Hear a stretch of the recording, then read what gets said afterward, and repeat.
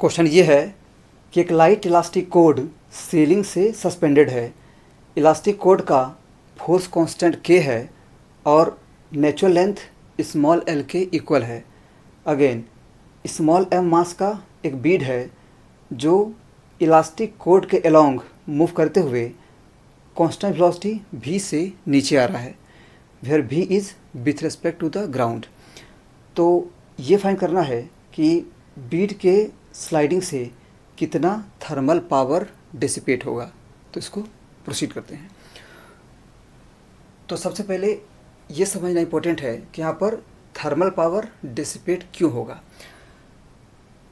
तो रीज़न ये है कि बीड जब नीचे आएगा तो बीड की ग्रेविटेशनल पोटेंशियल एनर्जी डिक्रीज करेगी, लेकिन बीड की काइनेटिक एनर्जी इंक्रीज नहीं करेगी, क्योंकि जो बीड है वो कांस्टेंट वेलोसिटी से मूव कर रहा है। ठीक है, तो होगा ये कि बीड की पोटेंशियल एनर्जी में जो रिडक्शन है उसका एक पार्ट इलास्टिक कोड के पोटेंशियल एनर्जी में चला जाएगा और दूसरा पार्ट थर्मल पावर में डिसिपेट हो जाएगा। ठीक है, तो इस तरह से बीड के मोशन से सिस्टम में थर्मल पावर जनरेट होगा। ठीक है, मतलब ये कि decrease in gravitational potential energy of the Beed that is minus delta PEG must be equal to increase in the kinetic energy of the bead plus increase in the potential energy of the elastic cord plus delta Q that is heat generated। ठीक है, तो क्या करेंगे कि delta Q को find करके उसको time के रिस्पेक्ट में डिफ्रेंशिएट करेंगे और इस तरह से हम थर्मल पावर डिसिपेशन फाइंड करेंगे। सबसे पहले क्या करते हैं कि किसी इंस्टेंट पर इलास्टिक कोड की पोटेंशियल एनर्जी फाइंड करते हैं। ठीक है, तो मान लेते हैं कि किसी इंस्टेंट पर जो बीड है वो सीलिंग से x डिस्टेंस नीचे है, this distance is equal to x, और अगेन इस पोजीशन पर इलास्टिक कोड का जो ऊपर वाला पार्ट है उसमें इलोंगेशन मान लेते हैं y के इक्वल है, और अगेन जो नीचे वाला पार्ट है उसमें इलोंगेशन 0 होगा। ठीक है, क्योंकि जो इलास्टिक कोड है वो लाइट है। ठीक है, तो इलोंगेशन सिर्फ ऊपर वाले पार्ट में होगा और जो नीचे वाला पार्ट है वो नेचुरल लेंथ में रहेगा। ठीक है, अगेन ऊपर वाले पार्ट का फोर्स कांस्टेंट फाइंड करते हैं, लेकिन फोर्स कांस्टेंट फाइंड करने के लिए हमें ऊपर वाले पार्ट का रिलैक्स्ड लेंथ मालूम होना चाहिए। ठीक है, again we have relax length that is natural length of the upper part of the elastic cord equal to, तो ऊपर वाले पार्ट का जो प्रेजेंट लेंथ है वो x है और इलोंगेशन y है, तो उसका नेचुरल लेंथ हो जाएगा x माइनस वाई। ठीक है, तो अब हम इसके लिए फोर्स कांस्टेंट की वैल्यू फाइंड करते हैं। अगेन इलास्टिक कोड का टोटल लेंथ स्मॉल l के इक्वल है और फोर्स कांस्टेंट k के इक्वल है। ठीक है, तो l लेंथ के लिए फोर्स कांस्टेंट k के इक्वल है, तो x माइनस वाई लेंथ के लिए फोर्स कांस्टेंट की वैल्यू हो जाएगी k into L divide by x minus Y. ठीक है, because force constant is inversely proportional to the natural length. ठीक है, और ये ध्यान रखना इम्पोर्टेंट है कि जब भी हम किसी भी पार्ट का फोर्स कांस्टेंट फाइंड करते हैं तो हमें उस पार्ट का जो नेचुरल लेंथ है उसकी रिक्वायरमेंट होती है। ठीक है, क्योंकि जो फोर्स कांस्टेंट है वो नेचुरल लेंथ के इन्वर्सली प्रोपोर्शनल होता है। ठीक है, मान लेते हैं कि फोर्स कांस्टेंट के डैश के इक्वल है। ठीक है, तो जो ऊपर वाला पार्ट है उसका फोर्स कांस्टेंट के डैश है और उसमें इलोंगेशन y के इक्वल है। ठीक है, so we have the potential energy of the elastic cord equal to, ये हो जाएगा half K dash into Y square. ठीक है, लेकिन हमें इलास्टिक कोड की पोटेंशियल एनर्जी x के टर्म्स में चाहिए, मतलब हमें के डैश और y की वैल्यू x के टर्म्स में चाहिए। ठीक है, अगेन बीट हमेशा इक्विलिब्रियम में है क्योंकि जो बीट है वो कांस्टेंट वेलोसिटी से मूव कर रहा है। तो ये बीट है, इसका वेट कम्युनिटी डायरेक्शन में स्मॉल एम जेट कर रहा है और जो इलास्टिक कोड है वो बीट पर अपर डायरेक्शन में के डैश वाई फोर्स अप्लाई कर रहा है। ठीक है, बीट का एक्सेलरेशन 0 है, so we have K dash Y equal to M G. ठीक है, मान लेते हैं कि इक्वेशन 1 है और ये इक्वेशन 2 है। ठीक है, तो इक्वेशन 1 और 2 से हम के डैश और y की वैल्यू x के टर्म्स में फाइंड कर सकते हैं। ठीक है, और दूसरा तरीका ये है कि हम क्या करते हैं कि इसको लिखते हैं half K dash y into Y. ठीक है, so this imply that the potential energy of the elastic cord will be half K dash y is equal to mg, so this will be mg into y। ठीक है, next y की value x के terms में find करते हैं।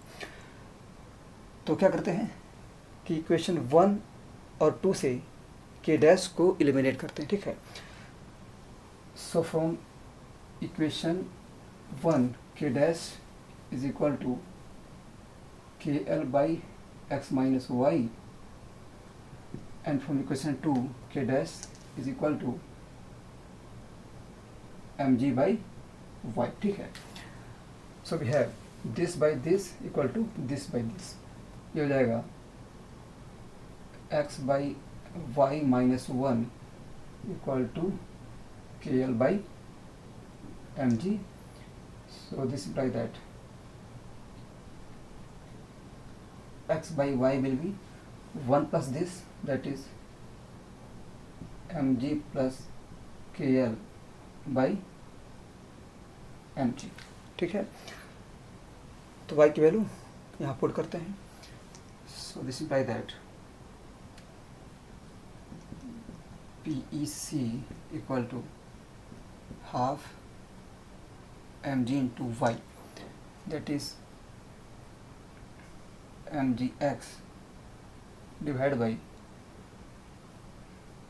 mg plus kl। ठीक है, तो ये इलास्टिक कोड की पोटेंशियल एनर्जी हो गई। ठीक है,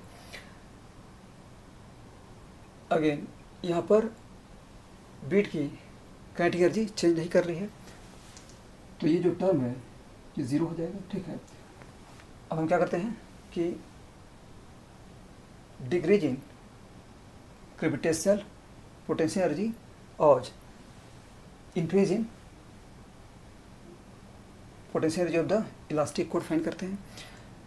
तो स्मॉल टाइम dt कंसीडर करते हैं, तो स्मॉल टाइम dt में जो बीट है वो dx डिस्टेंस नीचे आ जाएगा। ठीक है, where dx will be v dt। ठीक है, स्मॉल टाइम dt में जो बीट है वो dx डिस्टेंस नीचे आएगा, where dx will be v dt। ठीक है, so we have decrease in potential energy of the bead equal to mg into dx, that is mg into v dt। ठीक है, this is equal to increase in potential energy of the elastic cord, ये हो जाएगा half m square ji square by m ji plus के l into d x, that is v d t, we T T, ठीक है, plus delta Q, ठीक है। So this implies that, इसको लिखते हैं डी क्यू,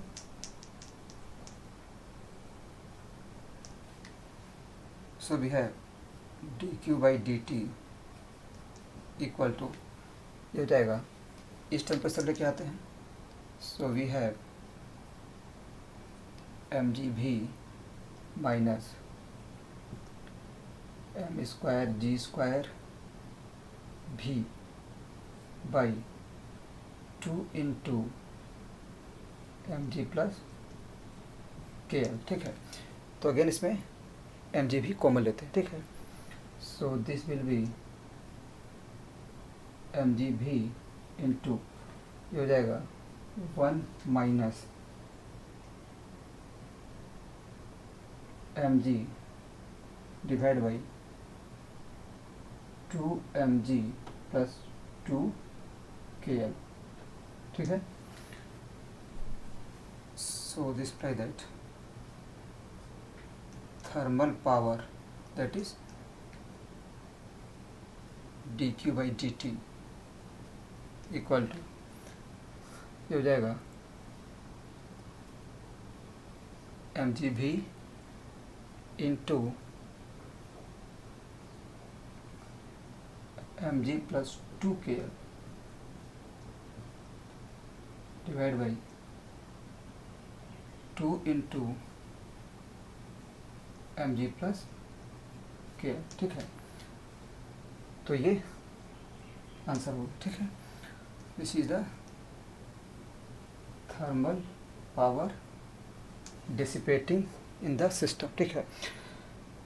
और हम इस रिजल्ट को क्रॉस चेक भी कर सकते हैं, ठीक है।